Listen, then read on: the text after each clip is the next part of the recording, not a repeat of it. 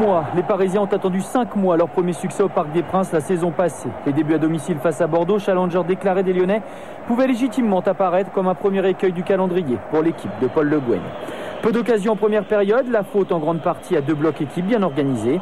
Côté parisien, Stéphane Sessegnon, arrivé du Mans cet été mais suspendu à Monaco, faisait sa première sortie officielle. Un Sessegnon qu'Alou Diarra ne lâchera pas d'une semelle en première mi-temps. Chantôme était titulaire lui aussi à la place de Jérémy Clément, une vraie surprise. Clément avait en effet débuté les 39 dernières rencontres de Ligue 1 du PSG. Les 45 premières minutes se résument à une lutte de milieu. Il faut donc souvent partir de très loin pour espérer approcher la surface adverse. Ici, Landreau se fait passeur pour Giuli, mais la demi-volée du milieu parisien n'est pas cadrée.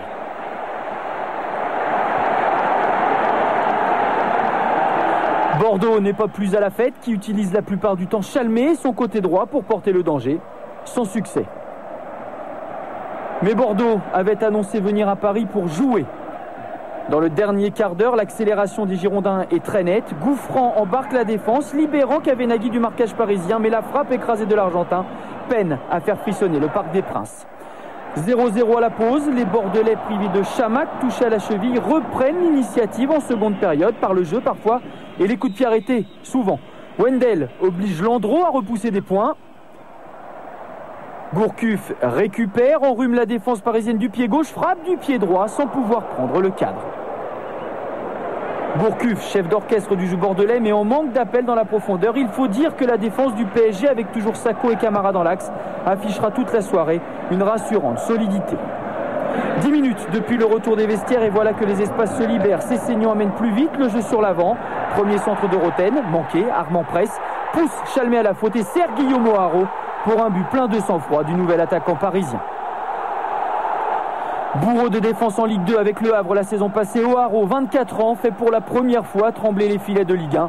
Paris mène 1-0, une ouverture du score ni méritée, ni volée pour des Parisiens qui se sont simplement montrés les plus réalistes. Car même sur coup de pied arrêté qui avait pourtant offert à Bordeaux plus de la moitié de ses buts la saison passée, les Girondins n'y arrivent pas. La faute à un très bon Michael Landreau, toujours bien placé. Surface arrêtée mais aussi en mouvement quand Kavenaghi parviendra enfin à entrer dans la surface parisienne. Et si Bordeaux n'encaisse pas un deuxième but, c'est en grande partie dû à une frappe trop croisée de Giuli sur un coup franc roublard de Sessegnon. A noter la montée en puissance de Ludovic Giuli qui sortira quelques minutes plus tard sous les ovations du parc. Quelques instants seulement après un dernier raid au bout duquel O'Haraud manquera de peu le cadre de Ramé.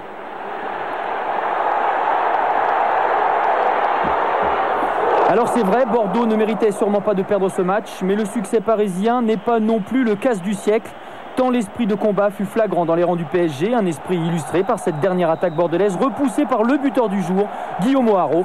Désormais, ce sont 2 déplacements qui se profilent pour le Paris Saint-Germain.